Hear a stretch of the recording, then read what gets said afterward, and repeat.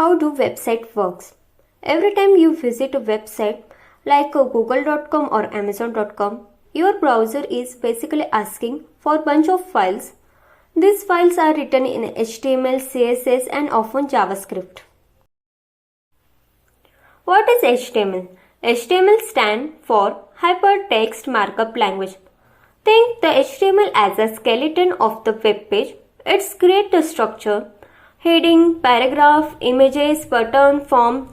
It's like telling the browser, here the title, here a section, here a picture.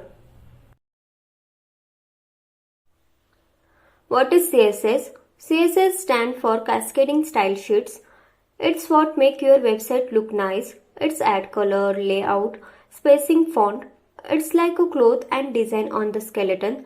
Without CSS, every website would look plain and boring.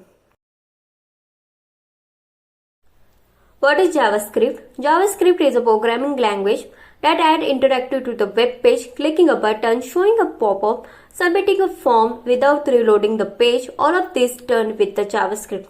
Don't worry, in this course we will only focus on HTML and CSS, which is more than enough to build a website.